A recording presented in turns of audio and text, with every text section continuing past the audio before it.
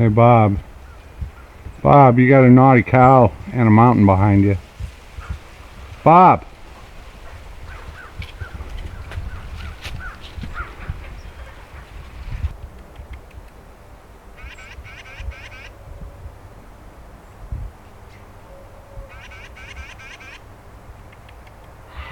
Good afternoon from Bobblehead Homestead. I am Jeff. Today is Monday. It is 63 degrees and sunny.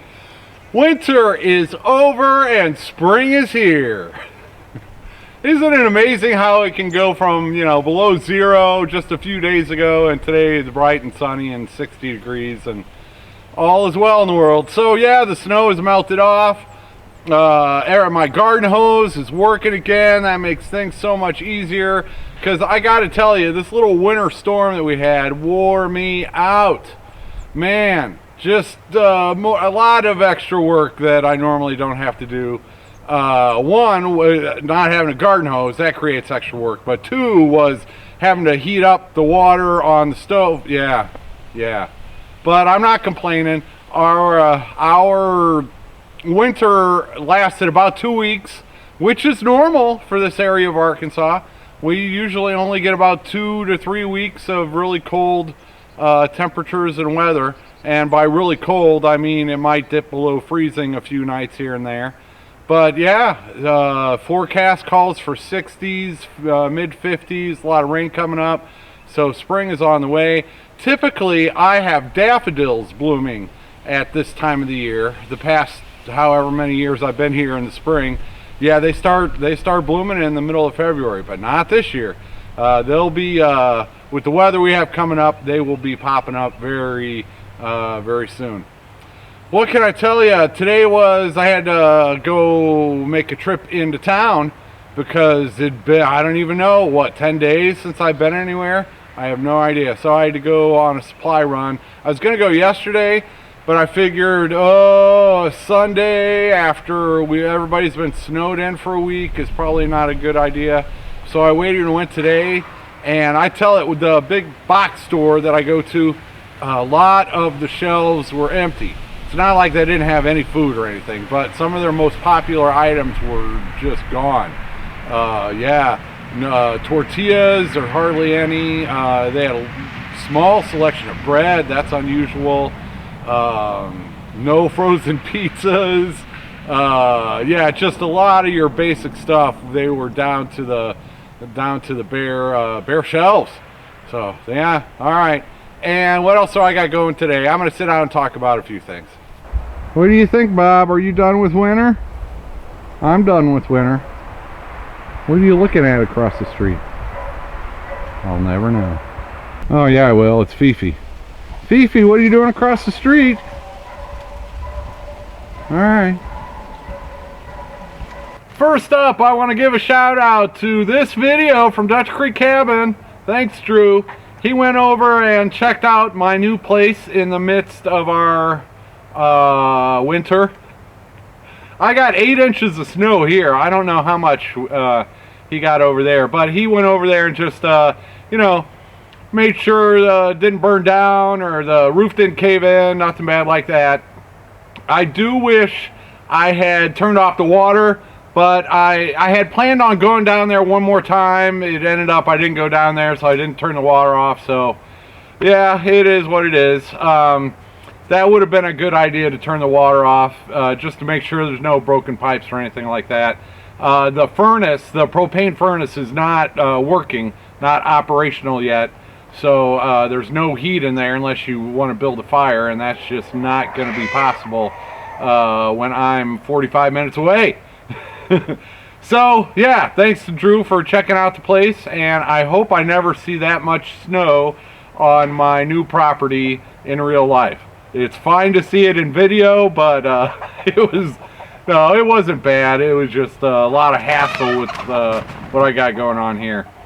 So yeah, and he's my partner with the Noisy Neighbor channel. Thank you so much. We are up to 1,300 subscribers, well over 1,000 watch hours, and we need 4,000 watch hours to get monetized over there. So thank you everybody for giving our channel a try. We're going to try to hook up this week and get another video out middle to late this week. So yeah, should be good there.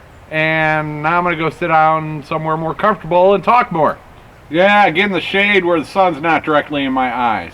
Also want to give him another shout out to Papa Pepper. He's got a couple of videos you might want to take a look at.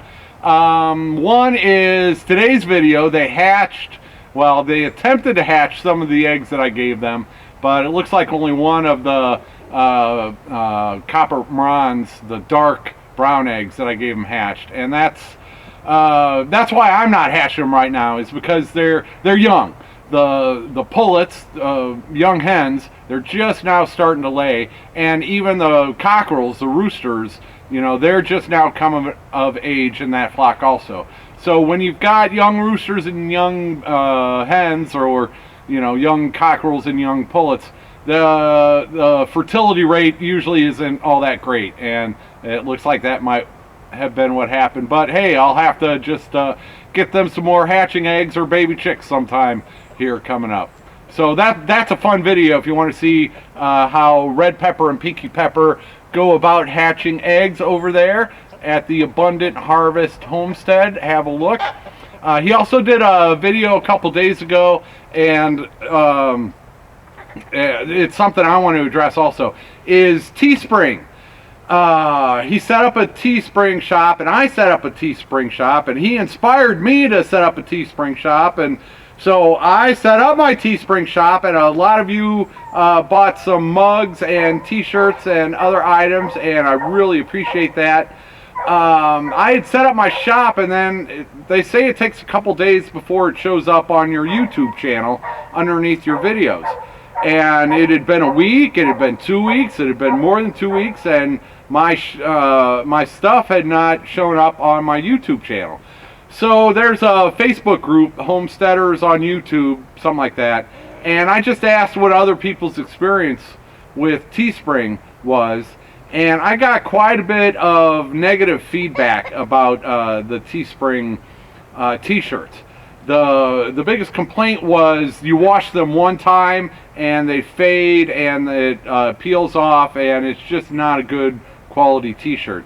So I let Papa Pepper know about that, actually, and so yeah, he gave it a try. He had gotten a sample of that great logo that he made for me, and he went ahead and washed that one time, and sure enough, it started to fade, and there were, you know, holes in the design, and it just was not a good quality. So he has taken his TeeSpring shop down, and I took my TeeSpring shop down also. So do not buy any more stuff from my TeeSpring shop. And if you have already, I apologize. The mugs, oh, I should have brought it out here. I got a mug for myself. The mugs look okay. It's not like that's going to fade out. My only complaint with the mugs would have been it's a little bit blurry on some of them. Well, I only got one. It's a little bit blurry on the bottom. So that's one thing. I've seen some suggestions on the t-shirts, if you're going to wash them, to turn them inside out, wash them like on a gentler cycle, maybe with a lower heat of the water, and that might help them. But if you're having problems with them, contact TeeSpring and yeah, see if they will replace it or give you your money back, or I'm not sure how that's going to happen. But I did not know this ahead of time about the quality of TeeSpring, and so I hope none of you are experiencing, you know, bad results from those t-shirts. So I am looking into another avenue. There's another service called Spreadshirt, with Spread something, and they're very similar to TeeSpring. It'll show up on your YouTube channel, on your videos. They offer their products in Europe. They have a similar product line with mugs and stuff like that. So I have started looking into that one, and that might be the route I go, but I'm going to do some more research into this. Because, well, one thing is, when I got my mug, there was a little sticker made in China on the bottom of it. And yeah, that's not my favorite thing in the world, especially for stuff with my name on it. But how do you avoid that in today's day and age? I have no idea. So yeah, on the TeeSpring stuff, yeah, hold off on any orders on that, and I'm sorry. Hopefully we can get that resolved.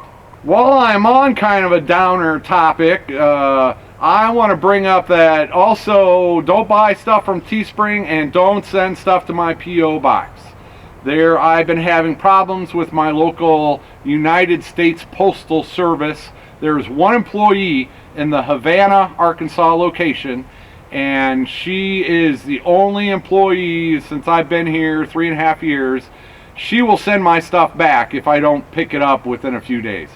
And every other employee at that location, you know, they've gone above and beyond. I know it's their policy to send stuff back, but you know, I don't know when things, anyway, every other employee there, some of them call me, some of them will send a note along with my regular mail in the mailbox, or they just go ahead and scan it as delivered and they hold on to it for a few extra days until I'm able to make it into town. But there's one employee there that is a stickler, I guess you could call it, when it comes to policy, except when it comes to her wearing a face mask.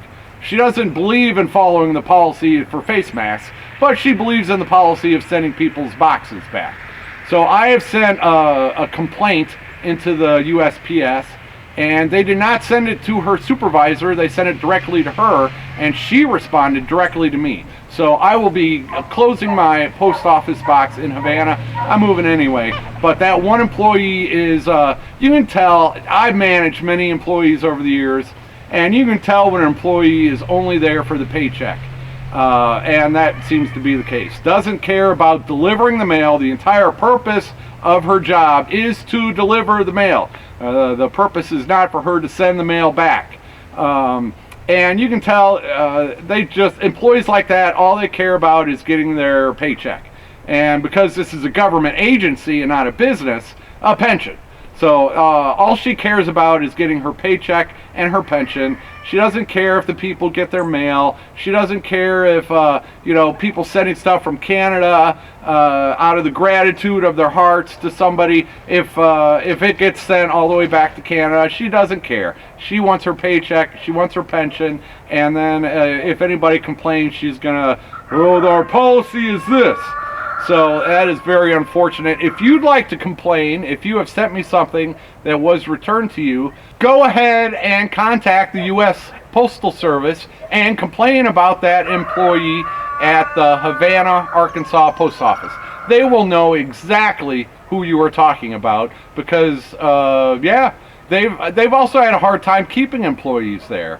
And if you've got a coworker like that who is, you know, just only there for their paycheck and their pension, you know, people like that can be very hard to work with.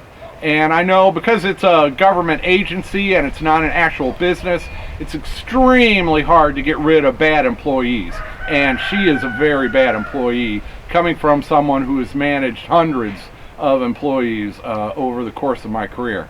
So yeah, if you want to send a complaint to the United States Postal Service about that one employee at the Havana, Arkansas post office, I suggest you do it. They need to hear about their employee who does not care about their customers.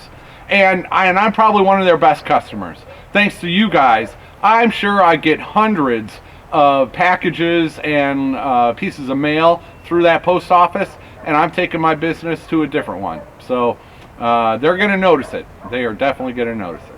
One other thing to mention about the post office, since I'm on the topic, is they have put a freeze on shipping baby chicks or any live animals for 2 weeks. Until the end of February, they are no longer shipping baby chicks or live animals. And that is, it's not because of the weather, it's because they are so overloaded and backlogged with mail that they need 2 weeks to try to catch up with them falling behind on mail delivery. So it doesn't affect me, but I'm sure it's affecting some of you, and I know it's affecting the hatcheries out there that are, you know, they have these customers. You can't just undo an egg that's hatched. So, you know, they've been having to scramble to figure out how to deal with this situation. And I do want to point out that there are federal regulations which forbid anybody but the United States Postal Office from shipping baby chicks. So according to the law, the USPS was granted a monopoly on shipping baby chicks. So you know, FedEx, UPS, nobody else can legally ship chicks in the United States. So I think that's unfortunate. And I tell you, you know, I've had relatives work there, friends that worked at the post office, and it really does seem to be going downhill. I don't know. Yeah. It's a government agency. It is not a business. It is a government agency, and I'll leave it at that. Okay, can you tell that I'm just exhausted and need a nap? Yep, a little bit cranky. So I got home in time. I'm going to try to get a nap in today. So thanks for listening to my whining and belly aching. Thanks for watching. Thanks for everything. Take her easy. What's up, dudes? Hey, Bob, Grumpy's on top of the truck if that's who you're looking for. Hey, Grumpy, you enjoying the weather? I sure am enjoying the weather. Say goodnight, Grumpy. Say goodnight, Bob.